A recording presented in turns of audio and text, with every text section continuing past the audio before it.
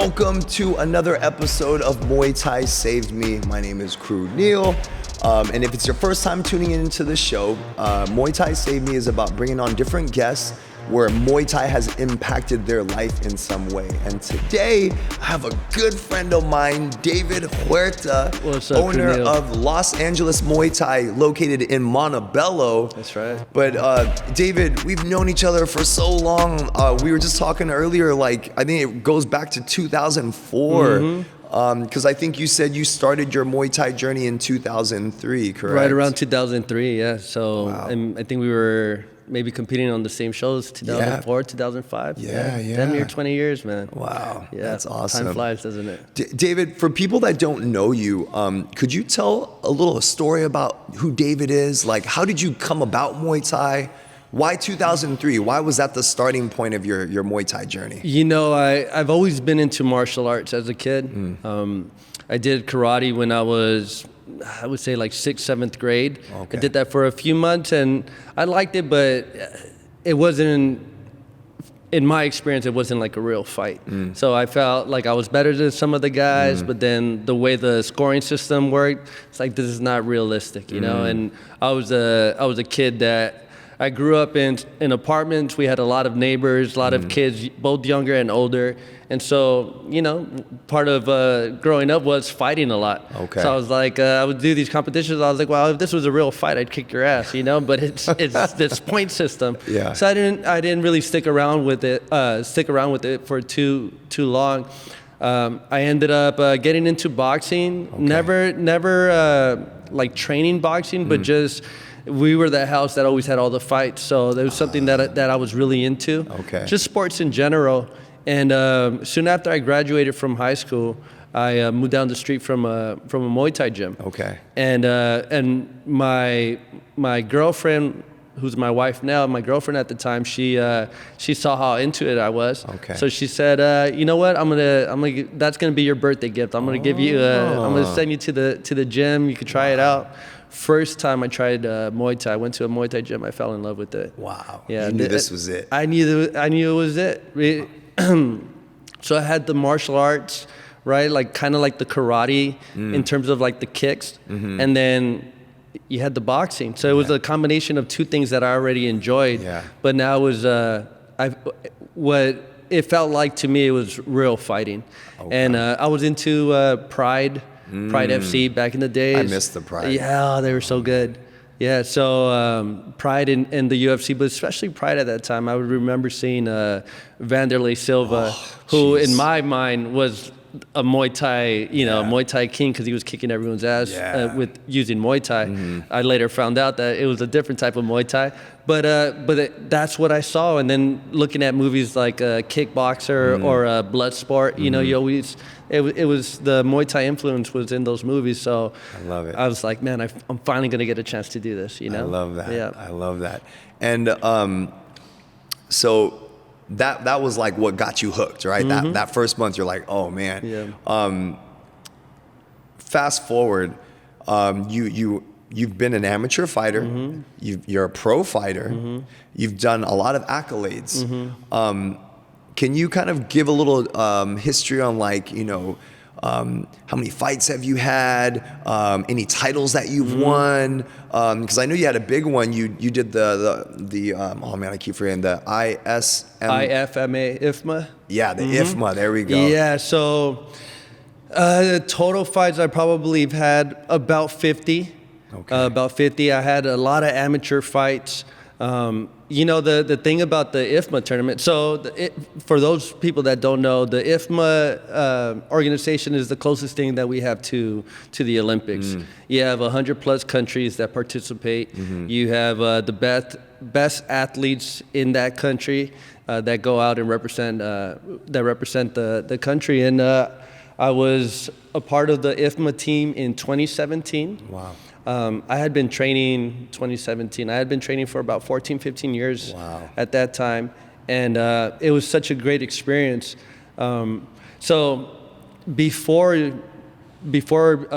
being asked to be on the tournament, I had fought professionally, and I had also fought. I had like I said, maybe 30 amateur fights. I had a lot of amateur fights. This was smokers and sanctions, and we can talk about like what the differences were back then.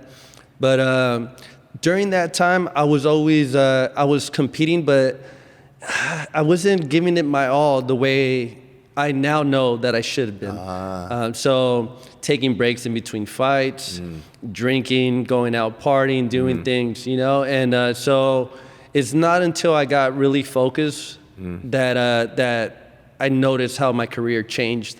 When was that? Like when you think back to that time frame where you're like, I'm partying after every fight. What year hit you where you're just like, you know what, I gotta step up my game? Like when did that happen?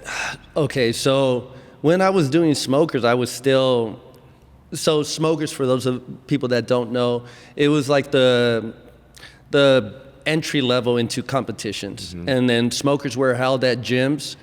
They're in-house, but you had, man, you remember those days, Neil? I You do. had the best gyms. A lot of top fighters would show up to support, to corner their fighters. Yeah. You had other gym owners or other coaches were the refs and the judges. Yes. And you just had wars. Yeah. But it was done in such a professional way because everyone that organized it, they were involved in the sport. They were running the sport. They knew about it. They were the sports, the main figures in SoCal or in California. So I was doing smokers. I had several smokers, but even after the smokers, I was doing well. I lost my very first fight, and then I went on to win, I think, 10 fights in a row. Nice. And so I was thinking, like, I got this, you know, like, I think I'm going to be okay doing this sport. So I started slacking off. I was smoking before training. After the fights, I would drink. I was drinking a lot. Okay. And I would smoke like the day before, sometimes the day of the fight, you know, and thinking, I'm going to be okay. Once I get to the next level, I'm going to cut this off. Oh, no. And I would, but it was still affecting me. I mean, if you're gonna take it serious, if you want to be a serious fighter, you have to change your lifestyle. You can't just train Muay Thai. You can't just compete and then have the same lifestyle, whether that's drinking, doing other substances, having a bad diet. You know, like you can't go eat a Big Mac and then expect to be in the best shape of your life. That's right. You know, so that was always an issue, and it continued to be an issue throughout my career. I had moments where I was living a healthy life. Maybe 2-3 months before a competition, you know, I would make sure I was really strict, and that's part of the reason why I wanted to stay so active, because I knew when I was competing that I was the best version of myself. You know, I was in terms of just being physically healthy, but also my mental health was way better when I had fights coming up.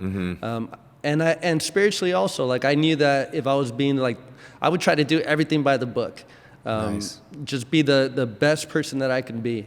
I always felt closer to God during those times. Also, you're getting into a fight, so in my case, I wanted to feel like I had some sort of protection, something bigger than myself.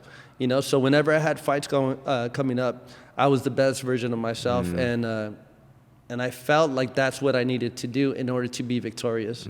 You know, and when I didn't fight, I would go back to, you know, living an unhealthy life. Do you feel like when you look back, do you feel like that happened because maybe you didn't have the right people like keeping you on track, like, you know, like there's calling you out on your stuff, like, Dave, what you doing, man? You're slacking. Come on, let's get back to the gym. Did you have people in your life doing that for you? You know, I have a lot of the same people in my life now, and I don't think I was even if they were to tell me something, I wasn't ready to listen. I wasn't ready to change. Got it. Because I was doing just enough to get by, and I was successful. I was winning my fights. I was accomplishing my goals. But I know I could have done a lot more. So even then, I would listen to them, and I knew what they were saying was right. Yeah. I wasn't ready to change at that time. Got it. Okay. So man, that's a cool story. I love that. And you know, so you talked about the amateurs, you did the smokers, you know, and then you went into the sanctioned fights and you became pro.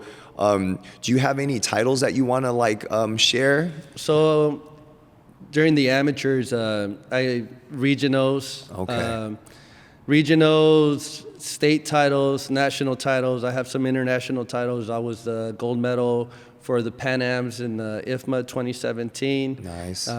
So I've had some accomplishments, and I think a lot of those accomplishments wouldn't have been possible if it wasn't for changing the lifestyle that I had.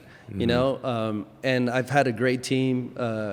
Kru, George Zarate, Kru Montri, who've been around in the sport forever. Yeah, they have. So I was fortunate enough to have those men by my side to guide me, to teach me Muay Thai, I guess the right way, the way it's supposed to be, you know, the way it was taught to them. And I try to do the same when I teach the sport. Nice, nice. Yeah, it's so amazing, David, because I love talking to fighters. I love talking to people that are humble. And I love because you've been in the game for so long, but you're humble about it. And I love that because that's what a true Muay Thai fighter is about, right? The most skilled person is probably the most humblest in the room. The ones that like to boast, and you haven't really done much. You know what I mean? Right. But eventually they'll get that humble pie one way or another. Absolutely, absolutely. Yeah, it's a little irritating when you have someone that is constantly talking about themselves. Yeah. I did this, I did that, you know. And like you said, usually the people that have accomplished a lot, they don't have to talk about what they've done. People will talk about them. Absolutely. You know, and absolutely. So also, again, being brought up by George Zarate, being brought up by Montri, that's not their style. You know them. They're quiet, they're humble, they're not going to talk a lot of shit. You know, so if I was doing that, I would definitely get a earful. Yeah, yeah. Now, when we look at that, now you train fighters, and it's like every show I go to, you got fighters. Can you share? Sorry, are you retired? I'm retired, yeah. When did you retire? So right around 2017, 2018. Okay. So this is right around the time that I opened my gym. That's what I was thinking. Yeah, you opened. Okay. So we opened in 2017. I still fought. I still did the Pan Ams. After that, I was getting ready to do the World Championships in 2018, and it was just too much for me. I heard this saying, and I believe it to be true. It says how fighters are selfish and coaches have to be selfless. You know, so as a fighter, it's about what are you going to get from training? What are your coaches going to give you? You know, you have to, in many ways, you have to put yourself first. And being a coach, you pretty much put yourself last. How can you help this student? How can you provide the knowledge, the wisdom that they need in order for them to get to the next level? You know, and so when I opened up a gym, it was just a lot to juggle. Yeah. For anyone that doesn't know, owning a gym is hard. It's not fucking hard. It's a lot of stuff that we got to deal with. You know. Yep. Stress all the time. Yeah, absolutely. You're constantly putting out fires. Yeah, and for me, being a fighter, Muay Thai was the way that I would release stress. That was my escape from the regular world, right?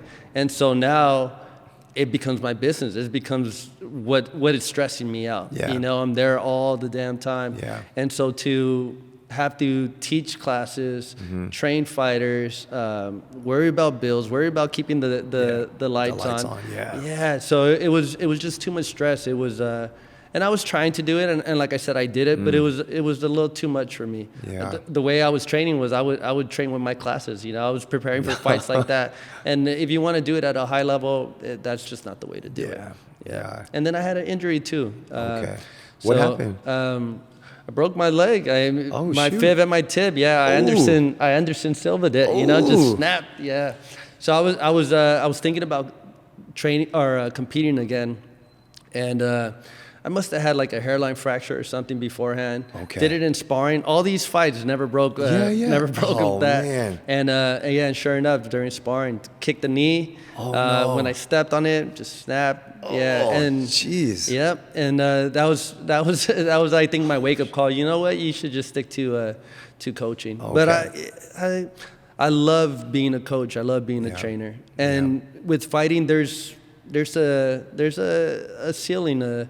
You can't be too old and be a fighter, you know. And I feel like with being a trainer, being a coach, the older you are, the more respect you get, the wiser you are, you know? So absolutely. I like this role. Absolutely. Yeah, well, I just want to congratulate you. You've been doing a great job with your gym and great job with your fighters. You know, likewise, I'm always, I know sometimes some of our students have fought, and I always love when we get matched up because I'm like, I know it's going to be a respectful match. It's going to be a hard fight, but you know, I just wanted to congratulate you on that. Thank you, I appreciate that. What are some things like now that you're the coach and you got people coming up to you, Coach David, Kru David, I want to fight. What are some of the things that you look for in a fighter before you let them fight? That's a good question. And you get that all the time. So people, I feel like a lot of the students, they see the fighter, they see what the outcome, so them either winning or losing the fight, but them getting the spotlight. They don't understand all the work that it's put in to get to that point.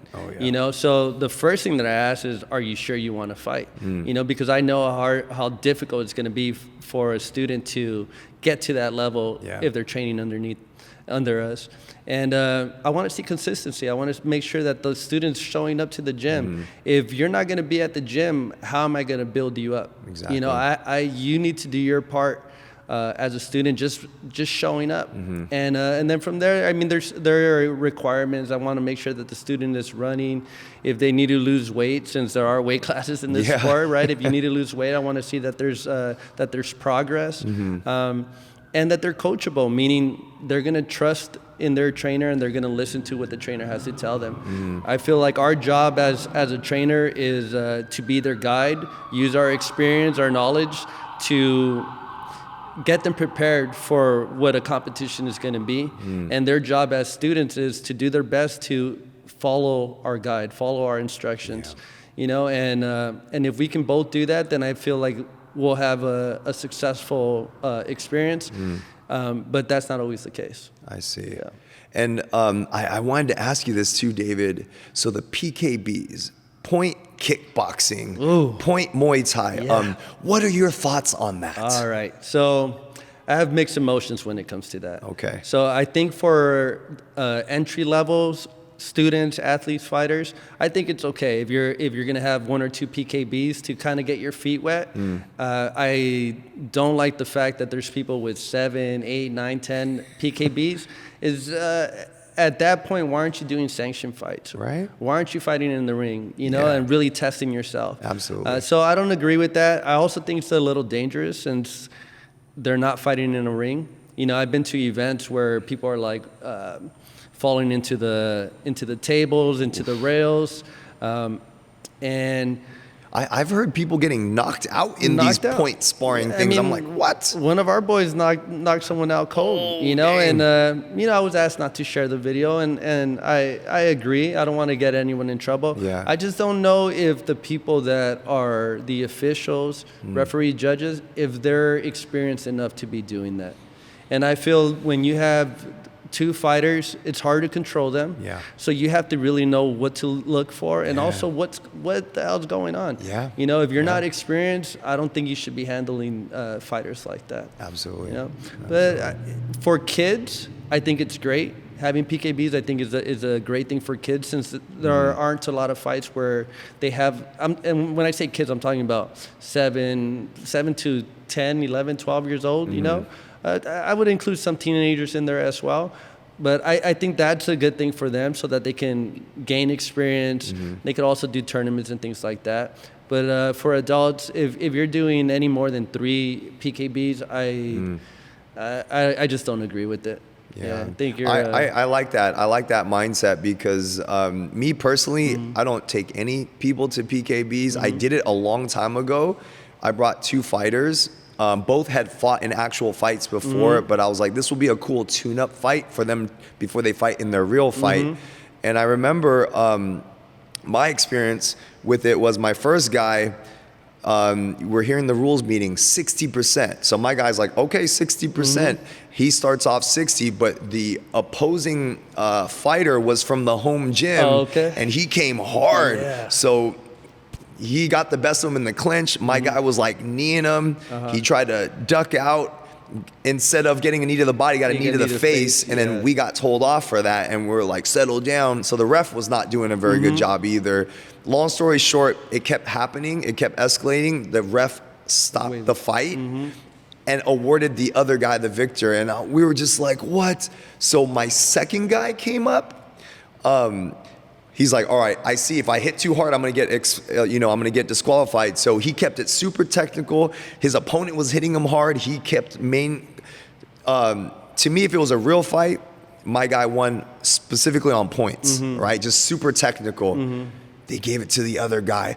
I was just like, what? I can't win with these things. So I said, you know what? I made a pact. I'm like, if my guys are gonna fight, you're gonna just fight. I'm gonna just prep you and be ready for an actual fight. No more of this PKB stuff. Yeah, that's another thing. I'm glad you bring that up. That's another thing. If you're gonna have, so it's competitive sparring, so they don't want you to go hard.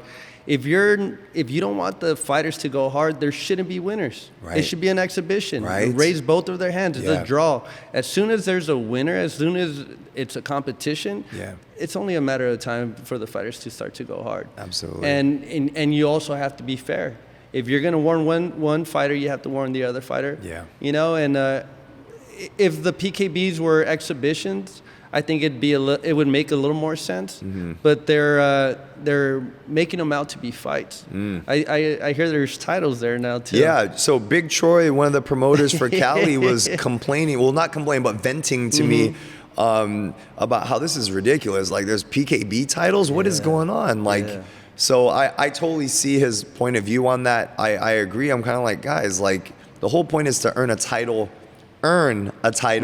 in a real actual sanctioned fight. You know, then it's like you're making some progress in your career. You know, I would also like to see more of the local gym owners, the guys that are really building up the sport, guys like yourself that have gyms, have students, have fighters.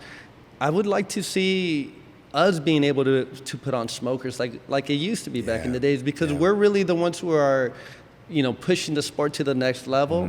We should be helping out with putting on fights, also benefiting from it. I'm not sure who's benefiting from these PKBs. I'm not sure who are the people that are behind it. In many ways, I feel like they're kind of milking from the sport, you know. Absolutely. And I don't know who these people are. I mean, I've known you for about 20 years. You know, I know that you know what the hell you're doing, what you're talking about. You did it at every level as a professional. You have your students. I would love to see you put on shows, put on fights, and we would come out and support, you know. But if it's someone else that is not really part of the community, how are they making money off of us? You know, I just... That's another side to it. Aside from just like the rule sets, I'm not sure if I agree with the people that are putting on the shows, because they don't necessarily have the best interest at heart, which is Muay Thai. They don't really. It's more about money. Exactly. I mean, and I guess that's also part of it, you know. But we don't have to support it. You know. We. You know, Master Sean puts on his version of PKBs, but then he also puts on amateur fights. That man's busy. But I know that, I mean, obviously a part of it, if you're a businessman, a part of it is making money. But I feel like he's also contributing so much to the sport that he's one of the guys that I would support with the PKBs. You know, but again, for my kids or for the entry-level fighters, but not to be the champion of PKBs, you know. I just don't agree with it. Not when it comes to that. And you have children, David. How many children do you have? I have two. And I know one of your boys, he fights. Yes, does he still fight? He hasn't fought, but he hasn't fought recently, but he has competed before. Okay. Man, he's a senior in high school now. So No. Yes. David. No. Dude, yep. Holy cow! Time flies. So he's getting ready with the college apps and all of that stuff. My daughter also trains. I mean, my wife trains. My family trains. You know, it's awesome. There's so many so much benefits from training Muay Thai. I mean, martial arts in general, but in my opinion, Muay Thai is where it's at. There's so much tradition, so much culture behind it. You mentioned being humble, the humility. Yeah. There's so many benefits from it. And then in terms of like just your health, getting in shape, eating healthy, staying active. Yeah. There's so many benefits. It's cool, right? Because I always teach my students, it's like Muay Thai brings so many awesome factors that you can take out into your real world. Muay Thai right? is life. Yeah, Muay Thai is life. I love that. I Yeah. love that. You should make a shirt. Yeah, yeah. I mean, it is though. If you're training the right way, if it's the right approach, right? You're challenging yourself all the time. It's not going to be a easy road to become a champion, or just as a student, whatever your goals are. Yeah. You're constantly challenging yourself, and you have to be humble enough to know that you're not the best. Yeah. But you have to appreciate the progress. Yes. Understand it. Understand that there's no destination. It's just a journey, and enjoy the fucking journey. You know. And I feel like you can take that mindset into anything else that you do. You know, if you're okay challenging yourself, facing yourself, whatever battles, whatever demons you have, there's nothing else in the world that can break you. You know, it's like you're gonna be your hardest opponent out there. Yeah. You know, so I love it. That's one thing I appreciate about Muay Thai too, is because yes, it takes a team to get you there, but at the end of the day, when it counts the most, it's you. Can you perform when it counts the most, right? And it's like the best. I forgot where I heard this, but I love it because they were like, Muay Thai fighting is not about beating your opponent. It's about being a better version, a better fighter of yourself each time you go up there. You know what I mean? I love that mindset because I was like, that's nice. Well, you have people that train and they're amazing in the gym. Yeah. Just great athletes. And you're like, okay, they're going to be, they'll make Phenomenal good fighters. up there. Yeah. And once those lights hit them, the eyes are on them, they just, they fold. They just can't perform, Yeah. and it's just like you're saying, it's a mental thing. It's, can you conquer whatever fears are going on? And it's a difficult thing to do, but I think with the right guidance, that's where having good coaches comes into play. Absolutely. They know, they prepare you for those things, and not only inside of the gym, but outside of the gym. Make sure that you're doing fine outside, because we only get a few hours with them, if that, but it's important to have a good relationship with your athletes, with your fighters, so that you know what gets them going, how they think, what, just who they are deep inside. Yeah. Yeah. David, before we wrap this up, though, where can people find you on Instagram? What's your Instagram handle? Los Angeles Muay Thai. Okay. Yeah, Los Angeles Muay Thai on Instagram, on Facebook. We're in the city of Montebello. We have a great kids program there too. We have a Instagram handle for that. It's LA Muay Thai Kids. Okay. And our website, www.losangelesmuaythai.com. Okay. Everything Los Angeles Muay Thai. I love that. Yeah. I love that. Yep. Okay. But guys, you heard it, okay? If you're in the Montebello area, please go check out David Huerta's gym. Like I said, I've known this guy for ages, since 2004. Great guy, good, a good ambassador for the sport of Muay Thai. That's definitely something I appreciate. Thank you. The humble factor about you as well, even though you've accomplished so much. But yeah, thank you so much for hanging out with me today. It was cool to have you on. Yeah, thank you. But guys, that concludes another episode of Muay Thai Save Me. If you're just tuning in, just remember, I like to bring on guests that share how Muay Thai has impacted their life in a great way. And David Huerta was one of those guys. So if you like this episode, or you like any of our other content, don't forget to like, share, and subscribe. And I'll see you guys next week.